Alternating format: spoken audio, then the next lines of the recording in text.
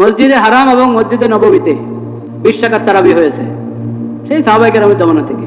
মসজিদে হারাম এবং মসজিদে নববীতে 20 রাকাত তারাবি। এই যে 2019-এ কি হলো, করোনা, কোভিড 2019, ওই সময় মনে থাকবে আপনাদের যে মসজিদে জমাত একবারে সংকুচিত হয়ে গেছিল, হ্যাঁ, ফাঁকা ফাঁকা হয়ে দাঁড়াতো। তো ফাঁকা ফাঁকা হয়ে দাঁড়ানো সুন্নত না মিলে মিলে দাঁড়ানো সুন্নত? ওই সময় একটা ওজোরের কারণে, চাই সেটা কৃত্রিম কারণে ওজোর পয়দা হয়েছে আর বাস্তব কারণে পয়দা হয়েছে, সেটা আরেক প্রসঙ্গ, কিন্তু একটা ওজোর দাঁড়িয়েছে, তখন ফাঁকা ফাঁকা হয়ে দাঁড়াতো। তো এখন কি আপনারা ফাঁকা ফাঁকা হয়ে দাঁড়াবেন? ওই সময় বেশি মুসল্লি মসজিদে জমা না হয় এবং লম্বা সময় মসজিদে না থাকে, সেজন্য ওখানে ওনারা 20 রাকাতকে কয় রাকাত করেছেন? 10 রাকাত। মানে বাকি 10 রাকাত ঘরে গিয়ে পড়ো, মসজিদে জমাতের সাথে 10 রাকাত পড়ো, তাড়াতাড়ি যাও, আলাদা হয়ে যাও, ছড়িয়ে পড়ো, একসাথে থেকো না। ওই যে একটা হিড়ে করেছিল, সামাজিক দূরত্ব বজায় রাখো। শারীরিক দূরত্বকে কি নাম দিয়েছে? সামাজিক দূরত্ব। সামাজিক দূরত্ব নয়, শারীরিক দূরত্ব, শারীরিক দূরত্ব। তখন এরকম করা উচিত হয়েছে কি হয় নাই সে তো আরেক প্রসঙ্গ, কিন্তু হয়েছিল এই প্রেক্ষাপটে, এই ওজোরে, যে 10 রাকাত পড়ে ঘরে চলে যাও, বাকিটা ঘরে পড়ো, এখানে মসজিদে 10 রাকাত হবে। কোভিড 2019 আবার দ্বিতীয়বার বিষয় কিছু সমস্যা ছিল, সেটা পার হয়ে গেছে কবে? এখন 2026, এখনো ওই ওজোর ভুলে নাই। যদি সেই ওজোরের দোয়াই দিয়ে এখন আপনি 10 রাকাত পড়তে চান, তো ফাঁকা ফাঁকা হয়ে দাঁড়াবেন এখন মসজিদে? জায়েজ হবে ফাঁকা হয়ে দাঁড়ানো? তো কেন তারাবি 10 রাকাত? এখন যদি ওখানে মক্কা মদিনার মসজিদে এখনো যদি ওই ওজোর চলে যাওয়ার 5-6 বছর পরও ওনারা ওই 10-10-এ রেখে থাকেন, জানি না এবছর কি হয়েছে, আমি জানি না, এবছরও 10, গত বছরও 10 ছিল, এবছরও 10। তো আল্লাহ তাআলা আমাদের চোখ খুলে দেন, সুদাই সহ আরো যারা ওখানে আছে, আল্লাহ তাদের চোখ খুলে দেন, কান খুলে দেন, তাদেরকে সহি সমাজ দান করেন।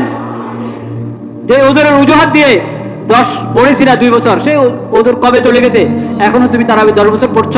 সাহাবায়ে কেরামের জমানা থেকে যে ইতিহাস চলে আসছে, যে ঐতিহ্য চলে এসেছে, যে অনুসৃত আমল চলে এসেছে, সেটার বিরুদ্ধে 10 রাকাত পড়ছ। আর তোমাদেরকে দিয়ে দলিল দেয় মানুষ, মানুষ তো বুঝে না, মানুষ মনে করে যে ওই মসজিদে যেটা হবে সেটা দলিল, ওই মসজিদে যেটা হবে সেটা দলিল না। দলিল হলো কোরআন, দলিল হলো হাদিস, দলিল হলো ইসলামী শরীয়ত। মক্কার মসজিদে তো এক এক সময় এক একজন বসতে পারে। নবী করিম সাল্লাল্লাহু আলাইহি সাল্লাম রাসূল এবং খাতামুন নবীন হিসেবে আগমনের পূর্বে ওখানে তো মুশরিকদের দখল ছিল। কার দখলদারি ছিল? মুশরিকদের দখলদারিত্ব ছিল। ওরা তো মসজিদে হারামের মধ্যে, কাবা শরীফের মধ্যে, আল্লাহর ঘরের মধ্যে মূর্তিও বসেছে। তো সেজন্য কি মসজিদে মসজিদে মূর্তি বসানো হবে? নাউযুবিল্লাহ। যখন হক এসেছে, কুল জাআল হক ওয়া যাহাকাল বাতিল ইন্নাল বাতিলা কানা যাহুকা, এক এক মূর্তি নবী করিম সাল্লাল্লাহু আলাইহি ওয়াসাল্লাম খালি ইশারা করেছেন আর এক একটা ভেঙে ভেঙে পড়ে গেছে। তো মসজিদে হারামকে আল্লাহ হেদায়েতের কেন্দ্র বানিয়েছেন, কিন্তু হেদায়েতের দলিল কোরআনকে বানিয়েছেন, হেদায়েতের দলিল হাদিসকে বানিয়েছেন, হেদায়েতের দলিল নবীজির সিরাতকে বানিয়েছেন, হেদায়েতের দলিল ইসলামী শরীয়তকে বানিয়েছেন। ওই পবিত্র স্থান বায়তুল্লাহ এবং মসজিদে হারামের মিম্বর মেহরাব থেকে যদি কেউ কোনো সময় গলত কথা বলে, ভুল কথা বলে, সেটা কখনো শরীয়ত হবে না। শরীয়ত তো হবে যেটা শরীয়ত দলিল দ্বারা যেটা প্রমাণিত সেটা।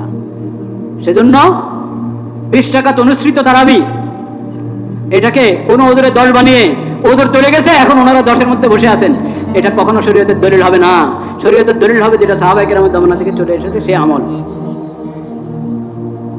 কাজেই এই রমজানের মতো এই বরকতপূর্ণ সময়, এই ফজিলত, এই বরকত নষ্ট করবেন না ভাইরা। 10 রাকাত পড়ে বের হয়ে যাবেন না মসজিদ থেকে, 20 রাকাত পুরা করবেন। আমি যখন 10 রাকাতের কথা বললাম, কিছু ভাই বললেন যে 8 রাকাত পড়ে বের হয়ে যায়। 8 রাকাত পড়ে বের হয়ে যাওয়া, এটাও সেই সাহাবায়ে কেরামের জমানা থেকে চলে আসা ওই ঐতিহ্যের কি বিপরীত।